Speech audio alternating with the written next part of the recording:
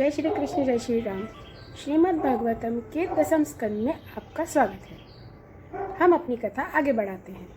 पिछली कथा में हमने जाना था कि गर्मी की ऋतु में भगवान श्री कृष्ण ने 2 बार अग्निपान किया था, दावानल का पान किया था। अब इसके बाद में वर्षा ऋतु का शुभागमन हुआ।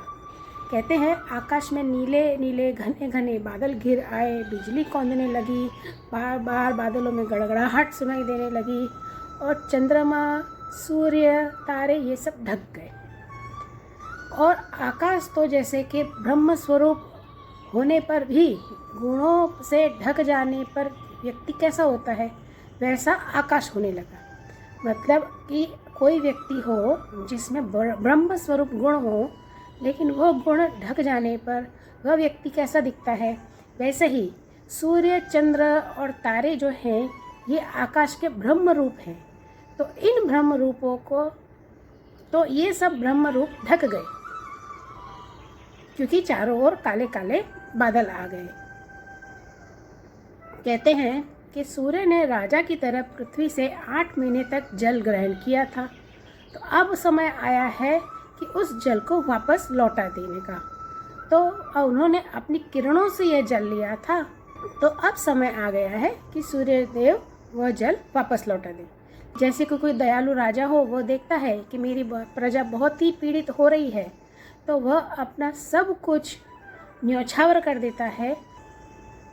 वैसे ही बिजली की चमक से शोभायमान घनघोर बादल तेज हवा की प्रेरणा से प्राणियों के कल्याण के लिए अपने जीवन स्वरूप जल को बरसाने लगे। जेठ महीने में तो पृथ्वी सूख गई थी, लेकिन अब वर्षा के जल से वह पृथ्वी का सिंचाई हुई और वह फिर से हरी भरी होने लगी। कहते हैं ना कि सकाम भाव से तपस्या करते समय पहले शरीर दुर्बल हो जाता है, उसके बाद जब उसका फल मिलता है तब शरीर हष्टपुष्ट हो जाता है। वैसे ही वर्षा के आगमन से सूखी हुई धरती जो है वो फिर से हरी भरी हो गई। कहते हैं वर्षा ऋतु में बादलों के घिर जाने की वजह से कोई भी तारे, ग्रह कुछ दिखाई नहीं देते, लेकिन जुगनू चमकते हैं। वैसे ही जैसे कलयुग में पाप की प्रबलता हो जाने से पाखंड मतों का प्रचार होता है और वैदिक संप्रदाय लुप्त हो जाते हैं, चारों तरफ जुगनू की तरह पाखंड ही पाखंड फैला होता है।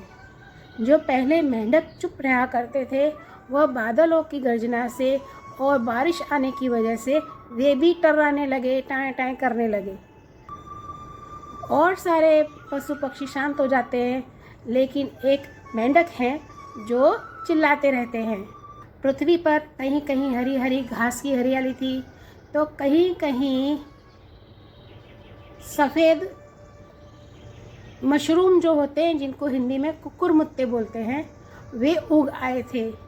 तो इस प्रकार पृथ्वी पर हरा रंग, सफ़ेद रंग, हर तरह का रंग छाया हुआ था, मानो कि किसी ने पूरी पृथ्वी को बहुत रंगीन सजा दिया हो। खेतों में अनाज लहलहाने लगे, ये देख कर के किसान भी आनंदित होने लगे और नए बरसाती जल के सेवन से सभी जलचर और थलचर प्राणियों की सुंदरता और बढ़ने लगी। नदियों में पानी का स्तर बढ़ने लगा और उस पानी का संयोग जो है, नदियों का संयोग समुद्र में होने लगा, तो समुद्र का भी जल स्तर बढ़ने लगा। मूसलाधार चारों ओर वर्षा होने लगी। जो मार्ग कभी साफ नहीं किए जाते हैं ना, वो मार्ग वर्षा ऋतु में घास से ढक जाते हैं। बादलों के शुभागमन से मोरों का रोम रोम खिल रहा था। वे अपनी कुहक और नृत्य के द्वारा आनंद उत्सव मना रहे लगे। जो वृक्ष जेठ आषाढ़ महीने में सूख गए थे, वे अब अपनी जड़ों से जल पीकर पत्ते, फूल तथा डालियों से खूब सज धज गए। तालाबों में पानी का नया सिंचाव हुआ, तालाब भर गए, तो उसमें रहने वाले सभी जीव जंतु, पशु प्राणी सब वापस लौट आए। वर्षा ऋतु में इंद्र की प्रेरणा से मूसलाधार वर्षा होती है। इससे नदियों के बांध और खेतों की मेड़ें टूट फूट जाती हैं और वायु की प्रेरणा से घने बादल प्राणियों के लिए ही अमृतमय जल की वर्षा करके लाते हैं। वृंदावन में वर्षा ऋतु में इसी प्रकार चारों ओर हरियाली ही हरियाली छा गई। सब पेड़ पौधे सब खूब लहलहाने लगे और वृंदावन में श्याम और बलराम ग्वाल वालों के साथ में गौ को घास चराने के लिए लेके जाते, उन्हें घास चराते और वहाँ पर वे जंगलों में खूब खेलते कूदने लगे। गौ को उनके नाम से पुकारते तो वे जल्दी जल्दी दौड़ी चली आती और इस तरह से वहाँ पर वर्षा ऋतु का आगमन हुआ। पर्वतों से झरझर करते हुए झरने झर रहे हैं। उनको आवाज़ बड़ी सुरीली जान पड़ती है और साथ ही वर्षा होने पर छिपने के लिए बहुत सी गुफाएं भी मिल जाती हैं। तो भगवान ने देखा कि वनवासी भील और भिलनियाँ आनंद में हैं। वृक्षों की पंक्तियाँ जो हैं वो मधुधारा उड़ेल रही हैं। पर्वतों से झरझर करते हुए झरने झर रहे हैं। उनकी आवाज़ बहुत सुरीली जान पड़ती है और साथ ही वर्षा होने पर उन भील भिलनियों को छुपने के लिए गुफाएं भी मिल गई हैं। तो जब वर्षा होने लगती है तब श्री कृष्ण कभी किसी वृक्ष की गोद में या कहीं किसी खंडर में छुप जाते हैं, कभी कभी किसी गुफा में जाकर बैठ जाते हैं और वहीं पर कंद मूल फल वगैरह खाने लग जाते हैं। वे वर्षा ऋतु का खूब आनंद लूटते हैं। वर्षा ऋतु में बैल बछड़े गौएं इन सब का थोड़ी ही देर में पेट भर जाता है, क्योंकि चारों तरफ हरी हरी घास होती है तो पेट और भी जल्दी भर जाता है। कहते हैं वर्षा ऋतु की सुंदरता तो अपार है, इसका कोई जोड़ नहीं है। यह पृथ्वी जितनी सुंदर वर्षा ऋतु में दिखती है उतनी सुंदर वह किसी और ऋतु में नहीं दिखती। इस प्रकार भगवान श्री कृष्ण और बलराम बड़े आनंद से ब्रज में निवास करते हैं। इसी समय वर्षा बीतने पर जब शरद ऋतु आती है तब आकाश में बादल नहीं रहते, जल निर्मल हो जाता है, वायु की गति थोड़ी धीमी हो जाती है।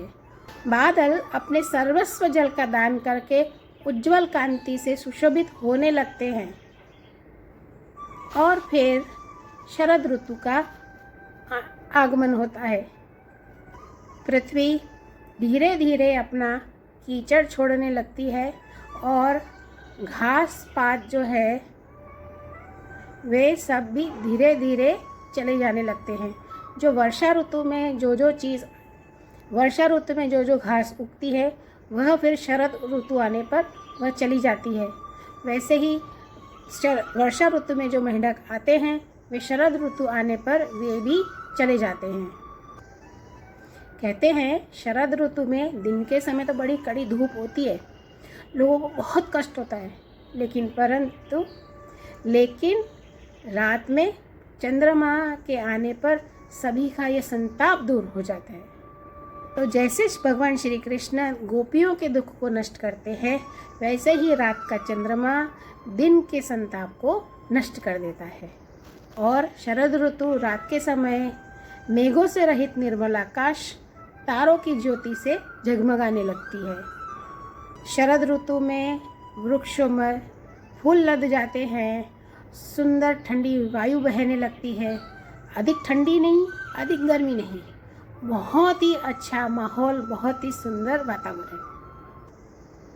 कहते हैं शरद ऋतु आने पर इंद्र संबंधी उत्सव होने लगते हैं, खेतों में अनाज पक जाते हैं। पृथ्वी भगवान श्री कृष्ण तथा बलराम जी की उपस्थिति से अत्यंत सुशोभित होने लगती है और संत सन्यासी समाज जो वर्षा ऋतु के कारण एक स्थान पर रुक जाते हैं, वे शरद ऋतु आने पर अपने अभिष्ट कर्म करने के लिए आगे बढ़ जाते हैं। आगे की कथा में हम वेणु गीत की चर्चा करेंगे। आज की कथा आपको कैसी लगी कृपया कमेंट करके ज़रूर बताइए, क्योंकि आज हमने सिर्फ वर्षा ऋतु और शरद ऋतु का दर्शन किया है। धन्यवाद।